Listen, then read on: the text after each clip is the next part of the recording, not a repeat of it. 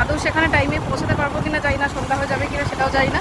তাপসও নতুনই আজকে first time যাচ্ছে, যে বাইকে করে যাচ্ছি। ভেবেছিলাম 3টার মধ্যে বেরোবো, তো সেই প্রায় 1 ঘন্টা লেট হয়ে গেছে।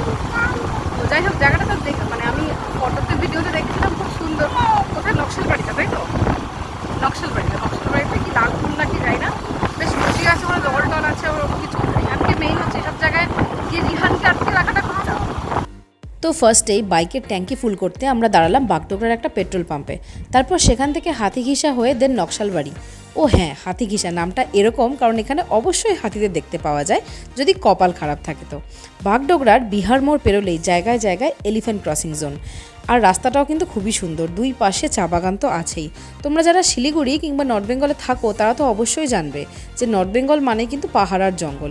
যেখানেই ঘোরো না কেন, এই দুটোর মধ্যে যে কোনো একটা কমন তোমরা উপভোগ করতেই পারো।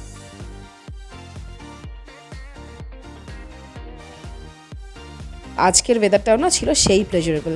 সকালে মেঘলা হলেও দুপুরের পর থেকে বেশ চকচকে সূর্য ওঠে, আর সেজন্যই কিন্তু আমাদের যাওয়ার প্ল্যানটা হয়। কিছু দূর গিয়ে এখানে একটা ব্রিজের ওপর আমরা দাঁড়াই। সেইখান থেকে এই জায়গাটা বেশ ভালো লাগছিল। তারপর হঠাৎ দেখি এটা একটা শ্মশান। তাপস বলে, শেষ পর্যন্ত তুমি শ্মশানের ভিডিও করতেও ছাড়োনি। জায়গাটা কিন্তু দারুণ ছিল, তাই না? এরপর আমরা সোজা নকশালবাড়ি ঢুকে সেই লালপুল নামক জায়গার উদ্দেশ্যে এগোতে থাকলাম। আমরা অ্যাকচুয়ালি লালপুলেই গিয়েছিলাম। বারবার একই জায়গায় ঘুরপাক খাচ্ছিলাম, কিন্তু খুঁজে আর পাচ্ছিলাম না। আসলে আমাদের বলতে হতো ক্যানেল, অর্থাৎ রিভার ক্যানেল। রাস্তায় অনেককে জিজ্ঞেস করার পরেও তারা সবাই শুধু একটাই কথা বলে যাচ্ছিল, ইয়েই তো লালপুল। হ্যাঁ, তারপরে এই মাইলস্টোনটা দেখে আত্মায় কিছুটা জল আসে।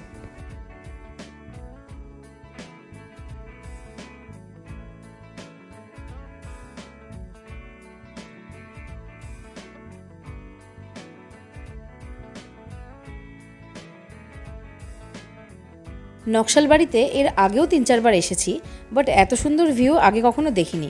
একেবারে লাশ গ্রিন, সরু রাস্তা, দুপাশে সবুজ ক্ষেত আর কিছু বাড়িঘর। আসলে না, এক পশলা বৃষ্টির পর বিকেলে এরকম হালকা রোদ না খুবই ভালো লাগে। তোমরা হয়তো নোটিস করেছো যে রিহানের চুল কাটানো হয়েছে, সেই নিয়ে কয়েকদিন একটু দুঃখ ছিল। ঝাড়, নদী, নালা, পুকুর সব পেরিয়ে আসছে। ফাইনালি আমরা লালপুলে পৌঁছে গেছি। একে তাকে জিজ্ঞেস করে বিভিন্ন ক্ষেত খামারের মধ্যে দিয়ে এসে দেখো জায়গাটা খুব সুন্দর, খুবই সুন্দর।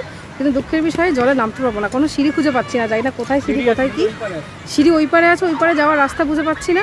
জল খুব সুন্দর আছে এখানে, জায়গাটা তোমাদের দেখাচ্ছি। দেখো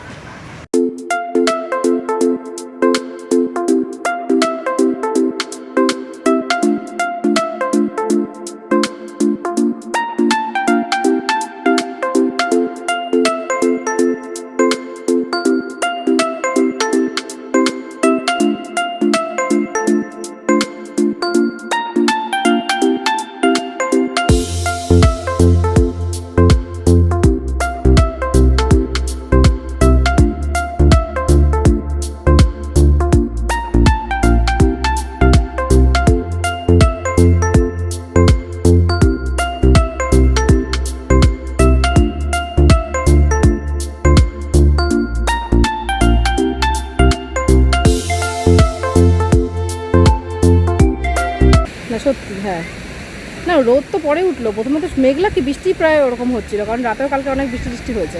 তো ভাবছিলাম আমরা আজকে লালপুল আসবো, এরকম প্ল্যান করেছিলাম। তো অনেকটাই দূর বাড়ির থেকে, কিন্তু বলছে তো 18 কিলোমিটার, আমাদের 18 না 20-22 কিলোমিটার হবেই। তো নকশালবাড়ি এখানে, আর ভাবছিলাম এখানে এলে গ্রামেগঞ্জের মধ্যে জানি, আর এখানে নদী টদী আছে, ঠিক আছে, নদীতে তো নামতে পারলাম না। কিন্তু ভাবলাম যে কি জানি ওয়েদার পরে আরও বৃষ্টি থাকবে না, কারণ সকালে পুরো ঠান্ডা ওয়েদার ছিল, আর একদম মেঘ পুরো ছিল। তারপরে যাই না, আস্তে আস্তে মেঘ কেটে খুব সুন্দর ওয়েদার হয়ে গেল। এই যে তোমরা দেখতেই পাচ্ছ, কারণ ভেবেছিলাম আসবো না। এই হলো পেছনে পুরো ভিউ দেখিয়ে দিয়েছি। তবে বর্ষায় আরও জল থাকে, আরও অনেক জল থাকে। আমি নামিনি, এই যে 2 হনুমান নেমে উঠে এসছে। সিঁড়ি নেই এখানে নামার, না প্রপার এখানে কোনো সিঁড়ি নেই। এটাই অনেক লোককে জিজ্ঞেস করতে গ্রামগঞ্জের মাঝখান থেকে পড়েছি। জায়গাটা খুব সুন্দর, নিরিবিলি, একদম গ্রামের মাঝখানে, খুব সুন্দর জায়গাটা। নকশালবাড়িতেই চারিদিকে মাঠ ঘাট, একদম সবুজ, পুরো গ্রিনারি, দেখতে হলো একদম খুব সুন্দর জায়গাটা। আমরা ফেসবুকে দেখেছিলাম 1-1.5 বছর আগে বোধহয় দেখেছিলাম, তখন যদিও লকডাউন চলছিল তখন। রিহান কিন্তু এরকম খোলামেলা জায়গা পেয়ে খুবই খুশি, আর এই দুজন বেশ সাহস করে নিচে নামার চেষ্টা করে। আসলে রাস্তা থেকে অনেকটাই নিচে নদীটা, এটা ক্যানেলকেই এরকমভাবে বানিয়েছে।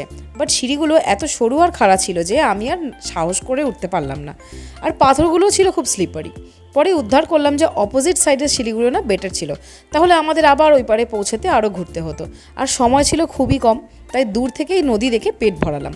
প্রথমে আমরা যখন গেলাম তখন বেশ ফাঁকাই ছিল, কিন্তু দেখি ধীরে ধীরে কিছু ফ্যামিলি আর কাপলসও সেখানে ঘুরতে আসে, সানডে ছিল যে। কিন্তু দুঃখের বিষয় এই যে আমরা এত সুন্দর নদীর জলে পাও ভেজাতে পারলাম না। আকাশে আবার হালকা মেঘ দেখে তাড়াতাড়ি করে সব গুটিয়ে নিয়ে বাড়ির উদ্দেশ্যে রওনা হই।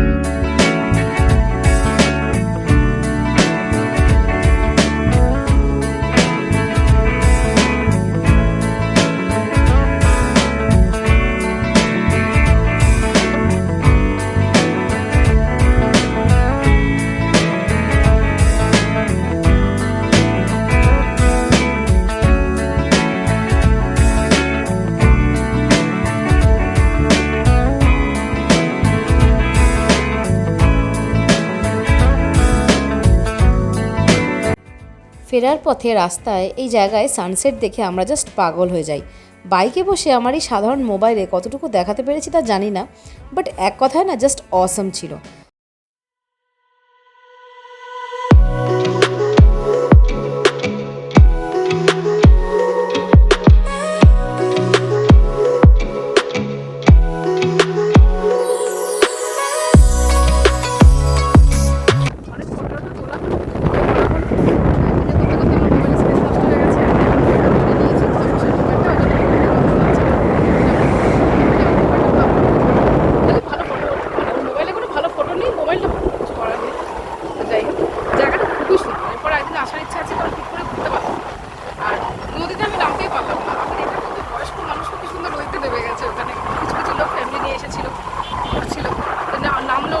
সিঁড়িগুলো না খুব খারাপ, আর মানে একটু নোংরা পচা গন্ধ বেরোচ্ছিল, আর সাহস হলো না, মানে আমার সাহস পরে জল ঢুকে নামতে হবে।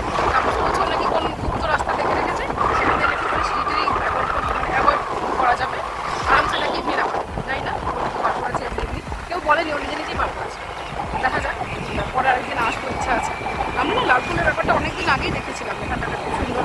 আমার এক ফ্রেন্ড আছে দীপক, এর আগেও হয়তো কোনো ব্লগে তোমরা দেখেছো, এখানের সাথে কোনো ব্লগে বার্থডে ব্লগে দেখেছো, ওদের সাথে একবার আসবো, হয়নি কী করে হবে, সবসময় তো কিছু সম্ভব হয় না, তার মধ্যে আমার বেবি আছে। যাই হোক, এরপরে একদিন আসলে ভালো করে আরও সকালে একটু তাড়াতাড়ি বেরিয়ে নদীতে নামবো, আমি পা ভেজাতে পারতাম, মানে যেখানে আমি মানে জল এত ভালোবাসি।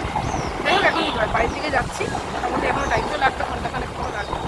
আর যাওয়ার পরে রাস্তাটা খুবই সুন্দর, এখানে দেখছি রাস্তা মানে গ্রামের মধ্যেই তো, রসিকবাড়িতে গ্রামের মধ্যেই লালপুর বলে জায়গাটা, একদম রাস্তাটাও খুব সুন্দর একদম।